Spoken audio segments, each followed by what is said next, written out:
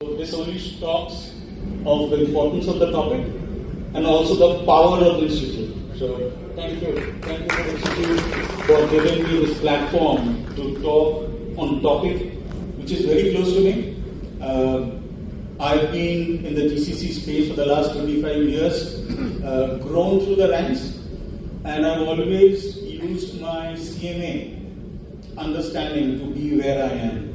So whatever I talk today, you will see me coming back to how CMA has helped me reach where I am today.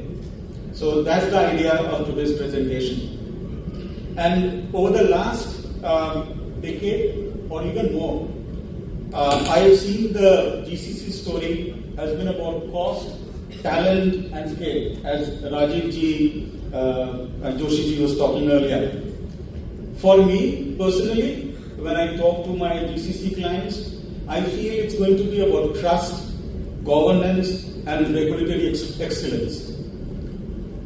Regulation, 15 years back, and unfortunately still is, sometimes becomes a back office function. We are simply talking of what's happening to my stack, regulatory affairs.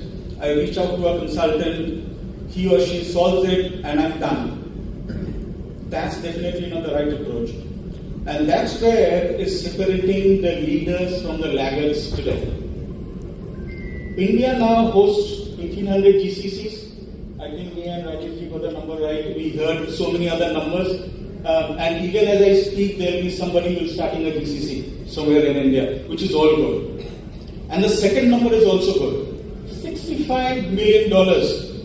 That's a big sizable chunk of the Indian GDP. But the defining statistics is this.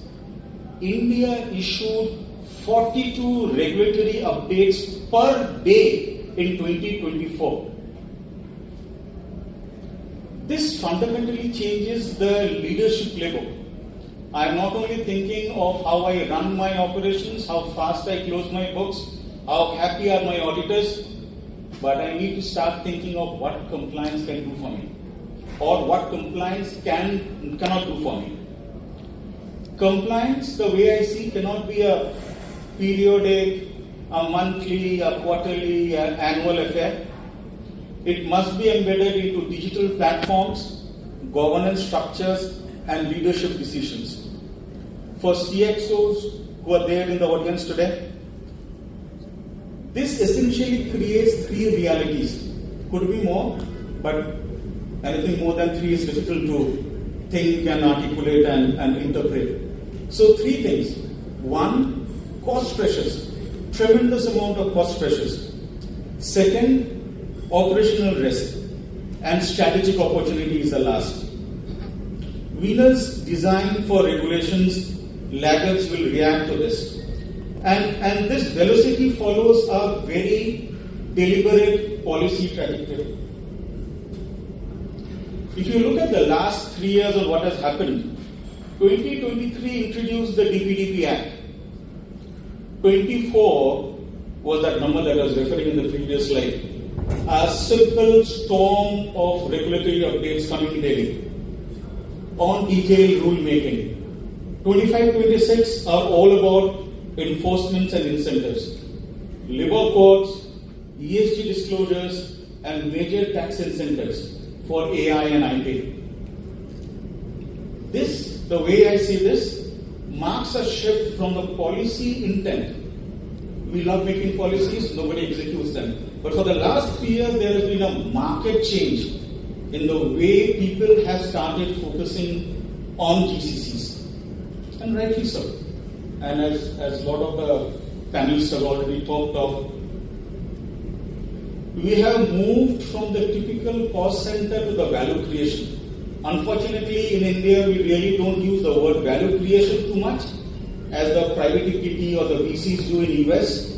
But there is tons of value creation story that is happening elsewhere. But unfortunately, the moment you start talking of execution, that's also where your compliance costs will increase, quadruple dramatically. So it's going to be a logarithmic exponential growth. And whenever I speak to my GCC contacts, GCC leaders, I tell them that you need to move, just knowing the policy, what's happening, to start embedding that into your operating model design. And sometimes it becomes a very difficult conversation when you start talking of clients with the GCC leaders. And I often use a simple framework to drive this conversation. And I use something which is a 4D framework. Data, dollar. Of course, I sometimes use euro also, depends on the context. But let's stick to dollar for today. Data, dollar, development, and disclosure. These 4 dimensions capture most regulatory exposure and opportunities for GCC leaders. Think of this as a board-level regulatory dashboard. The GCC leaders need to know only what's happening. Let's not bore them with too much of details. We have experts who can come in. CMAs are there. We have external agencies to support. Each D, the way I've structured, represents a risk domain. But it's also a strategic lever. So just think of that sort, opportunities and weaknesses stuff. But let me spend a couple of minutes decoding the way I discuss this and I present this to my GCC leadership. Data covers privacy, localization, and cyber resilience. Dollar talks of tax, transfer pricing, and incentives. Development covers labor, skills, and workforce model. Somebody talked of operating model design. Exactly that's what I'm talking of. Disclosure covers ESG, governance, and enterprise reporting. Each dimension that I've chosen directly influences the valuation, the investor confidence, and the enterprise scalability. And let's start a little more in details about one of the most sensitive boardroom topics, data.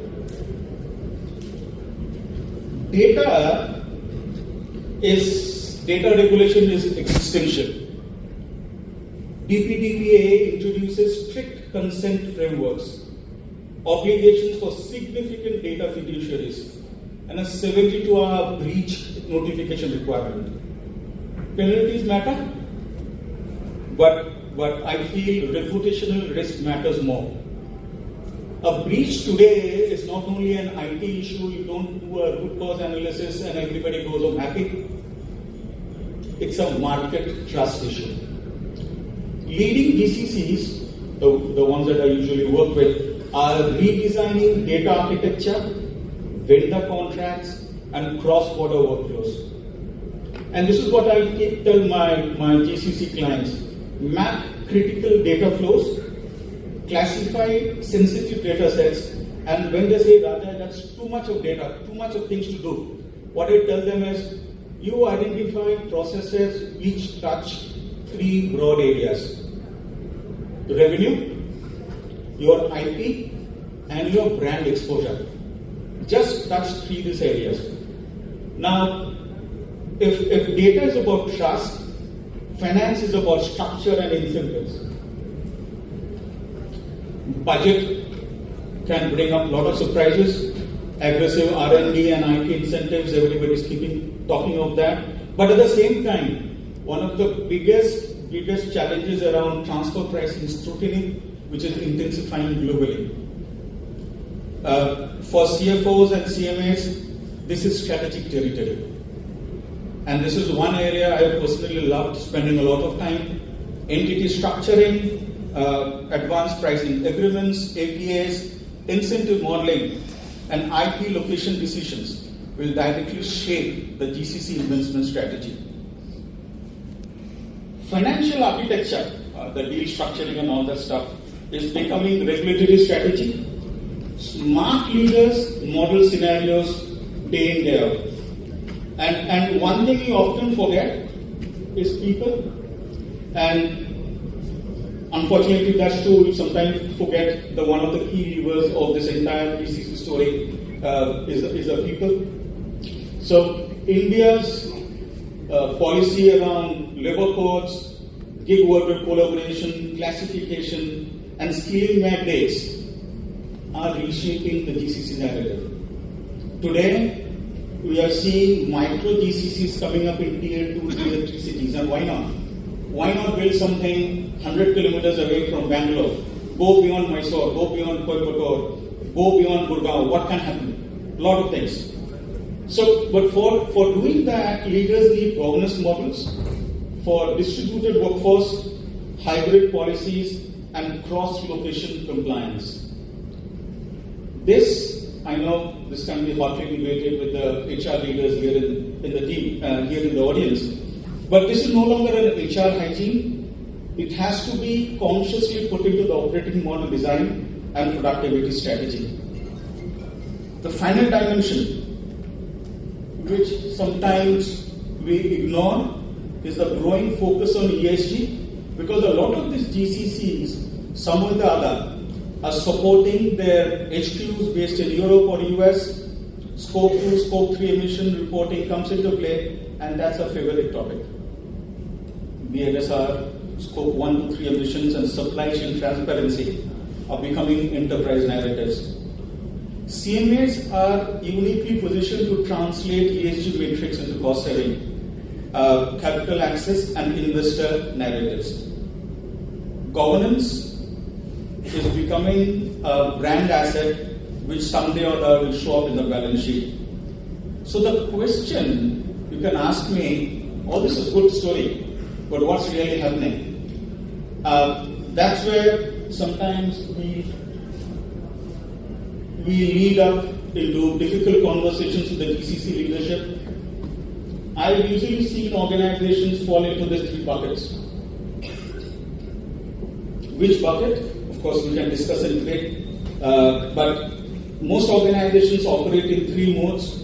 Reactive, firefighting, calling the fire brigade after the buildings collapsed. Proactive programs, smart enough guys, think up ahead, we do something together. Or the best of the breed, think much ahead and do strategic advantage thinking. Strategic leaders embed compliance into digital platforms, deep regulatory technology platforms.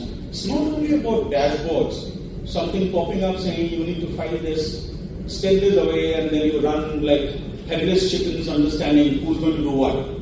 That's very basic. That's something of the past. Today, it has to be within the digital platform, telling you who does what when, giving you the first cut of data, and then you start analyzing. Second one is operating models and customer trust narratives. And this is where, again, talking of me personally as a CMA, we bring a rare combination: cost discipline, controls mindset, and strategic planning. This positions CMAs to lead reg tech automations, regulatory tech automations. Very deep. There are a lot of organizations who do fantastic work, but they definitely come back to us because technology without a CMA doesn't really work. Aligned tax strategies and CMAs at the end of the day, we can transform compliance from cost centers to enterprise value creation engine. So they also asked me, what should I do now? I said, do the easiest thing that you can do. Audit yourself. Start by understanding, and that's very difficult. Looking at the mirror for a CFO or a CXO and saying that, oh man, there's so many things that are hidden under the carpet, and pulling that up and saying, calling a reg tech guy and saying, let's fix it, it becomes difficult. Audit now, map gaps across the 4D that I spoke. Automate smart. This is one word of caution that as a consultant I give to all my clients. Don't just go shopping of technology. All technology is definitely not good. I've come across situations, large conglomerates who just went in a shopping spree. Like retail therapy, they went for a digital transformation therapy. And at the end of the day, they implemented a lot of technology, point of solutions, all working in isolation. And what happened? Tons of licenses, and they have a farm of different assets. And the CFO and the CXO becomes a farmer. The biggest challenge, none of the technology is working together. I'm still paying the license fees. So that's what I tell my clients, think 5 years down the line, what's your strategic vision, and pick one or two. And don't listen to all the consultants like me. I'm very upfront about that. And the last, advocate actively. Engage industry bodies like CMA. Engage policymakers early on. And the significant payoff that happens at the end of the day. Again, we can spend hours on debating on the number. I took 2,400, it could be 2,500 now. But India definitely is going to touch that 2,400, 2,500 mark, exceed 100 billion in revenue in the next 5-6 years. So what do I tell the GCC leaders and the CHROs? Whether through internal capability or a CMA-led governance or even external advisory, you can go to the Big Fours, you can come to other consulting firms. Now is the time for you to build regulatory leadership as a strategic capability. Forget the dashboards, understand the root cause, and put a stop to whatever mess is happening. Because in the future, the way I foresee, and Rajnish was talking, Joshiji was talking about value creation, cost arbitrage is the day of the past. I feel the best GCCs won't be known for the low cost. It's definitely not a metric that gets discussed in the board too often. At the transactional level, yes. The strategic level, the answer is a no. So what does get discussed? They will be known for the high trust. And trust, as you all know, compounds faster than cost savings. Thank you so much for being a patient audience. This brings me to the last. Thank you so much.